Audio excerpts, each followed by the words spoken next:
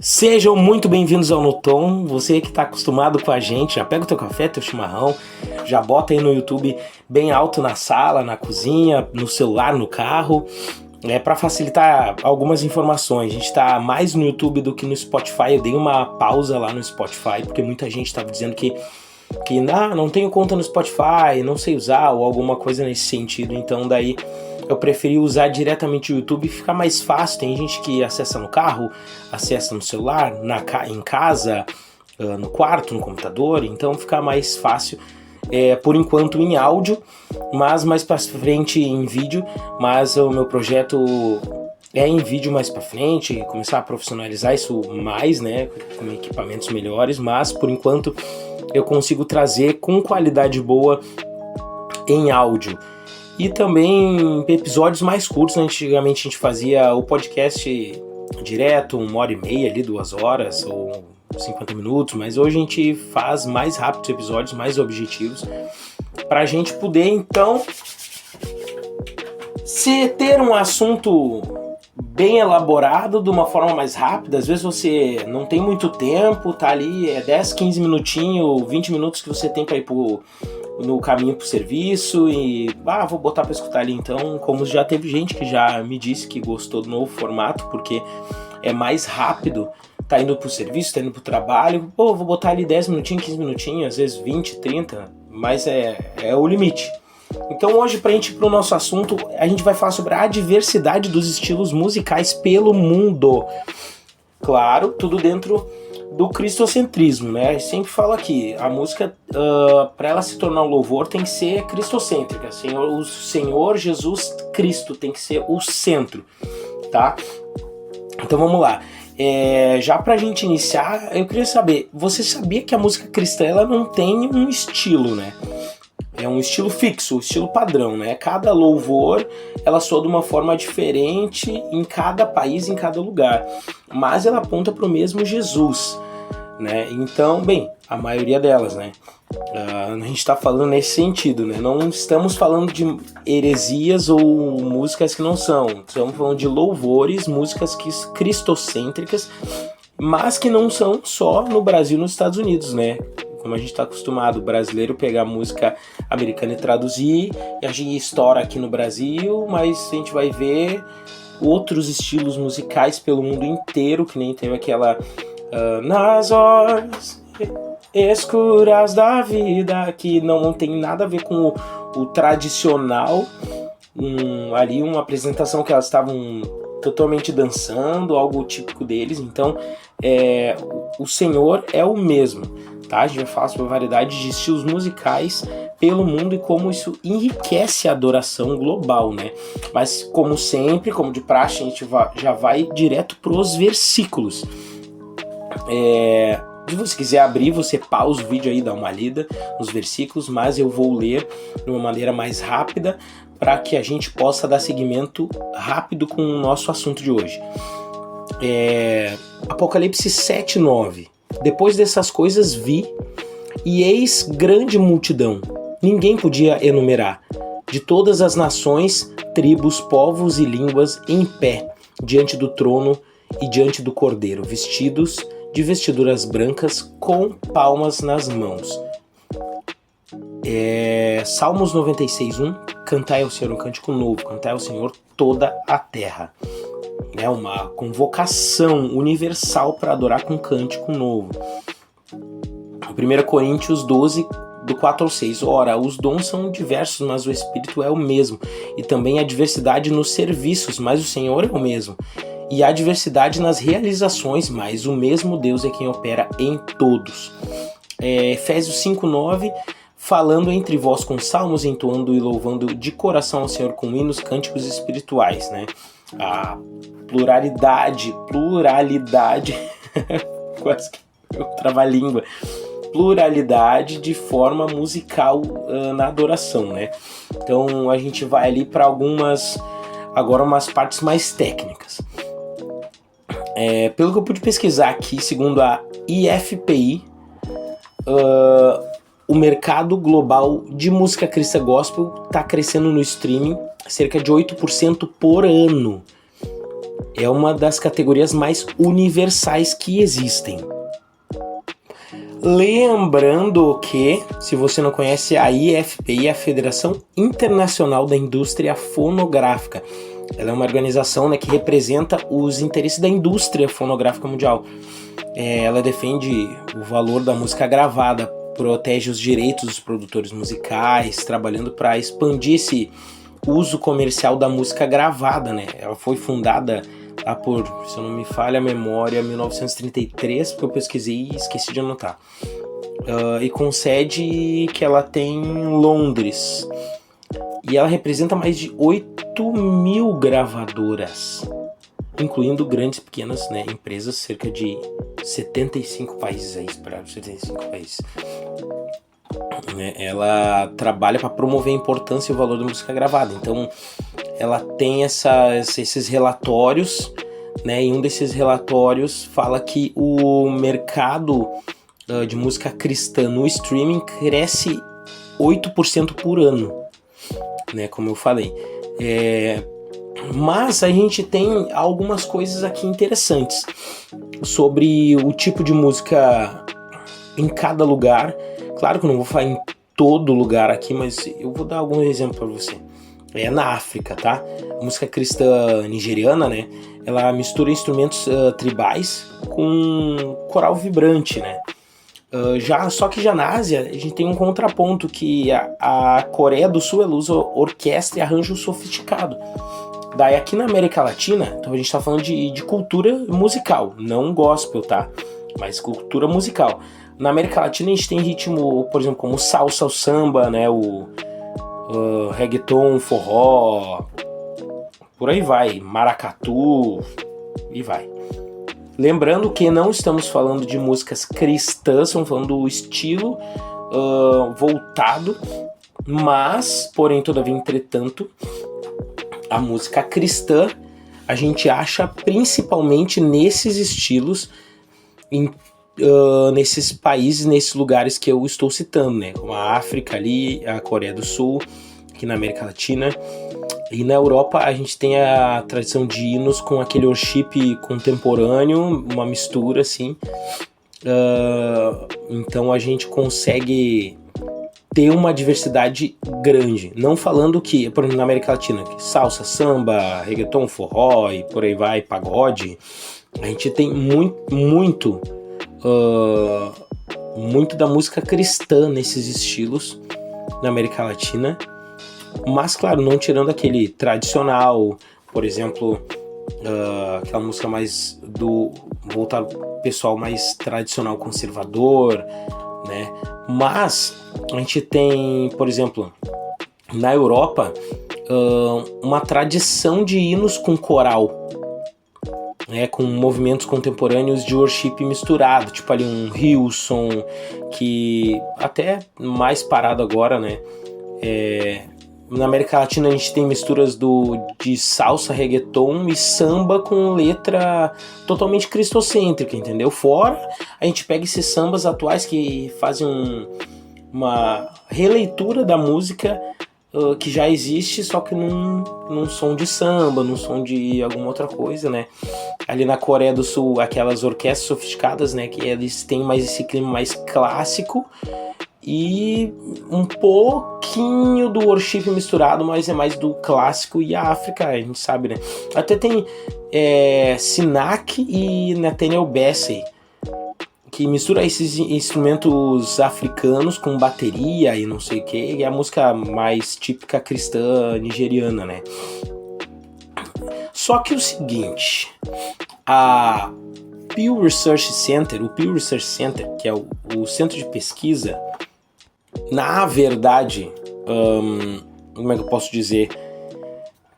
É uma organização sem fim lucrativo, né? Isenta de imposto, mas ela tem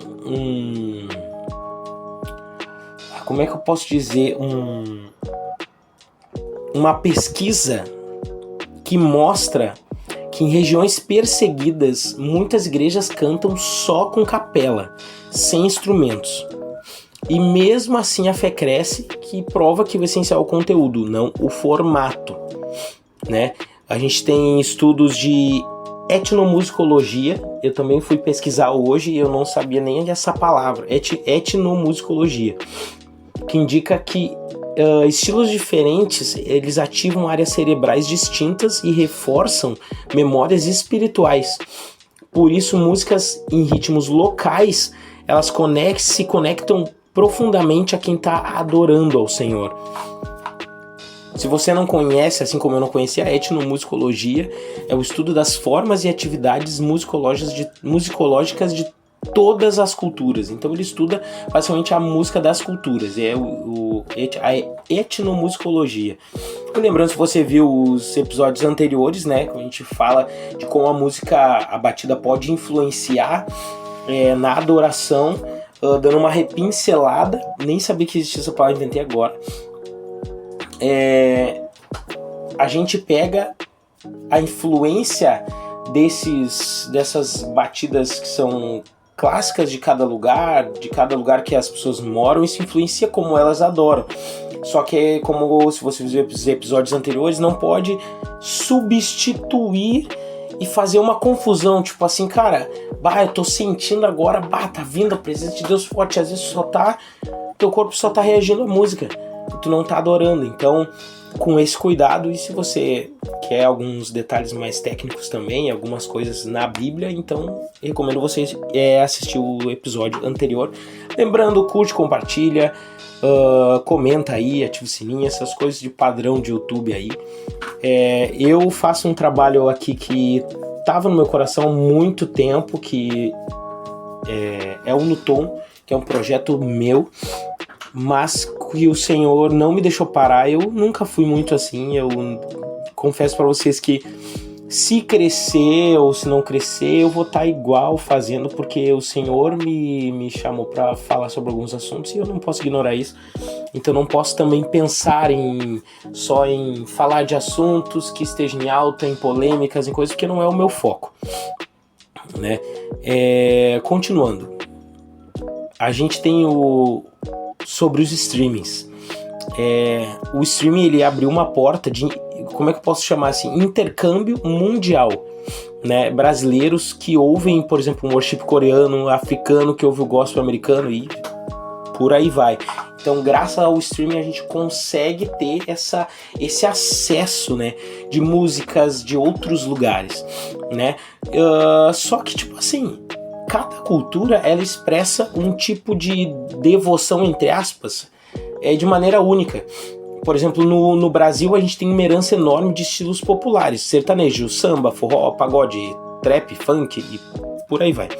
Muitos artistas cristãos têm buscado incorporar esse elemento em canções cristocêntricas. Por exemplo, o Gabriel Guedes, que agora está indo para a direção do pop e quis arriscar um pop ali.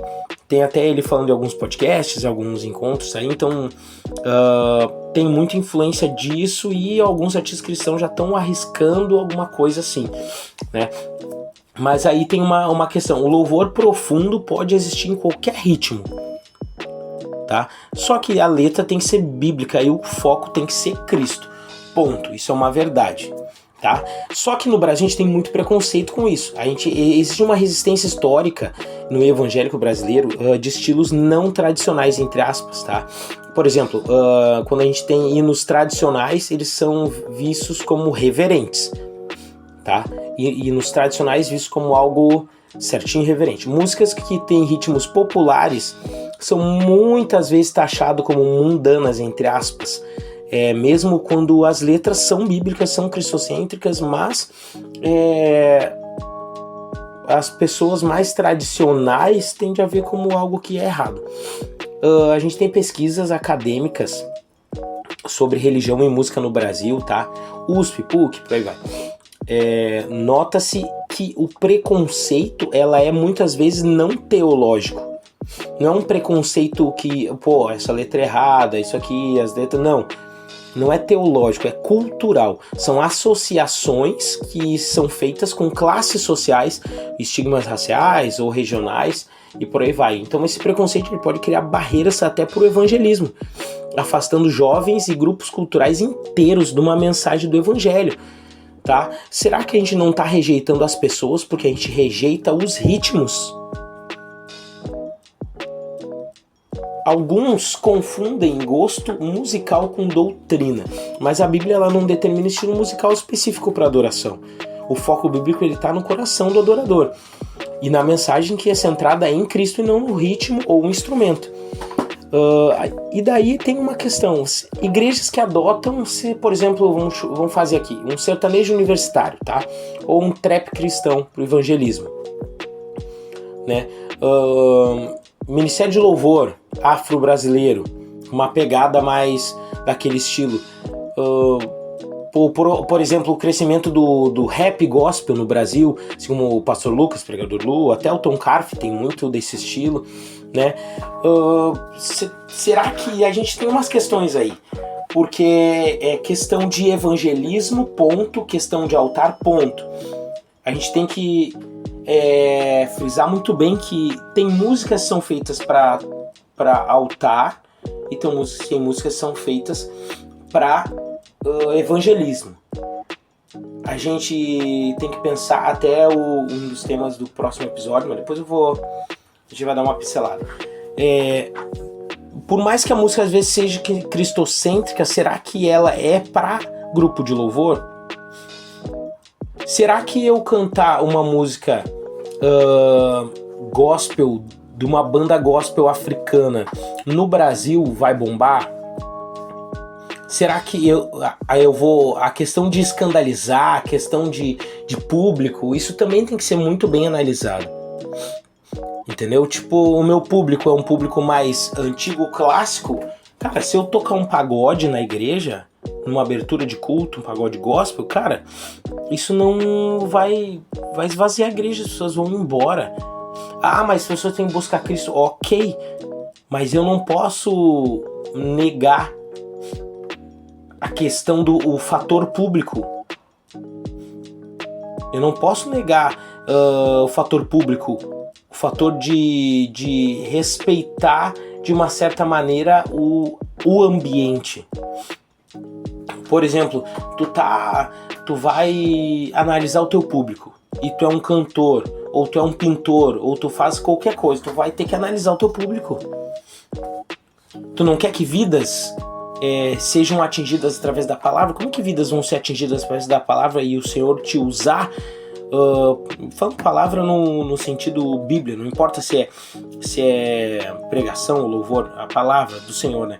Como é que o Senhor vai te usar para que a palavra seja lançada se a gente não fizer também uma análise do público, né? Eu entendo que a adoração pode ser atrapalhada pelo preconceito musical, mas daí a gente tem que essa questão de público. Isso a gente está falando agora, altar, igreja, quatro paredes, esse sentido. Evangelismo é uma coisa top, atingir vários nichos musicais é perfeito.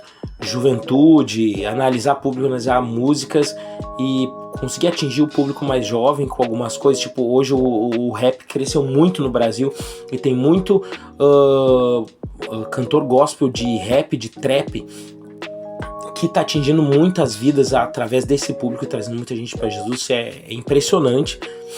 Mas, como eu falo, a gente tem que analisar o ambiente, analisar o público, entendeu? Agora, falando da adoração, existe um preconceito que atrapalha a nossa adoração verdadeira.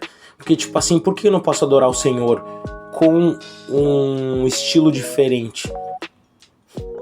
Entendeu? É aí que eu tô falando. Qual seria a reação do público, entre aspas, né? Se no culto tivesse um louvor de forró ou de trap? Entendeu?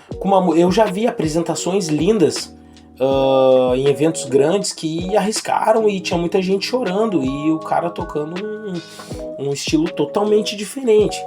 Eu pude presenciar isso e é algo que é válido. Se tu analisa o público ou se tu quer usar o recurso de chocar o público para trazer uma visão diferente, tem essa questão também.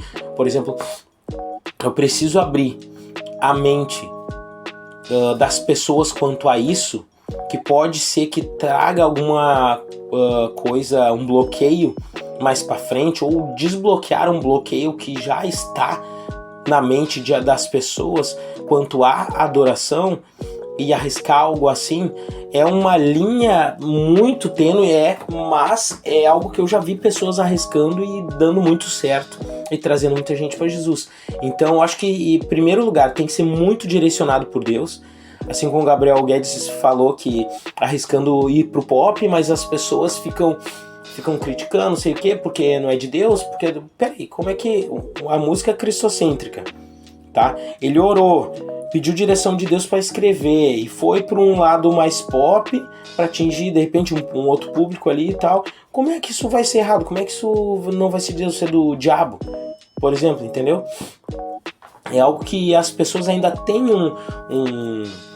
um bloqueio, né? Eu gostaria de fazer uma pergunta. Você já adorou a Deus em outra igreja de outro lugar, outro país, outro estado, que foi muito diferente? Conta pra nós aqui nos comentários como foi, pra gente poder ter de repente, se tiver algum comentário legal, eu sei que no início é difícil, seus comentários gostam mais de escutar, mas deixa a tua opinião ali, a gente lê no próximo episódio, porque é algo interessante. Como foi a reação nossa, né? Falando um pouco de igreja, assim como o Marco Feliciano, uma vez eu ouvi ele falar sobre o Benihim, que ele não gostava, aquele negócio de cair, não sei o que. O Marco Feliciano chegou lá e ele teve uma impressão diferente de ver de fora e uma impressão diferente de estar no local, naquele ambiente, com algo que ele disse, cara, como assim? Então, será que você já, de repente, a gente olhando, é que é diferente, a gente olha no YouTube, olha ali, tipo, cara, que errado tocar esse tipo de música na igreja e tal, mas será que estando naquele ambiente, a sensação que tu teria não seria diferente? Porque uma coisa é tu olhar de longe, outra coisa é tu estar naquele ambiente dia a dia, né? E aí fica a grande pergunta, existe um estilo musical certo, entre aspas, para Deus? Ou será que a gente limita Deus ao nosso gosto? No final das contas, Deus ele não olha para estilo, ele olha para o coração. Né? Ao conhecer outros estilos, a gente pode ampliar nossa visão do reino de Deus. Talvez o cântico novo que Salmos 96 fala já esteja acontecendo no mundo todo hoje, em línguas diferentes, ritmos diferentes, né? A diversidade de estilos musicais é um reflexo da criação de Deus, que é múltipla, é viva, é colorida, é linda, né? E que a gente possa celebrar a unidade na diversidade. Lembrando que no céu, todo povo e nação e tribo, eles vão estar adorando o mesmo Senhor, assim como a Bíblia nos fala. E no próximo episódio, né, a gente vai falar sobre os louvores, as escolhas de louvores, né, verdadeiramente cristocêntricos para a nossa igreja, né? Como assim, né? Depois de tudo que a gente viu, né, hoje, fica claro que a música cristã é muito maior do que estilos e preferências. Deus ele não se limita ao nosso ritmo favorito. Ele olha para o coração que adora, seja no samba, no rap, no hino tradicional ou no worship contemporâneo. Né? Mas a gente tem que saber que o importante é que Cristo seja o centro e que a nossa adoração seja sincera. Quando a gente entende isso, o preconceito ele cai por terra e a igreja se torna um reflexo do céu, né? Uma multidão de culturas, tribos e povos e ritmos, mas que tem um só Senhor. Né? E já se prepara porque o próximo episódio a gente vai dar aquele passo um pouco mais prático, louvores que eles não fazem a mínima diferença, né? Como discernir músicas cristãs de verdade e músicas que só carregam o nome, né? Então não perde, porque vai ser direto, profundo e pode transformar a forma como você escolhe os louvores para a sua vida e para a sua igreja. Deus abençoe, tamo junto, até mais.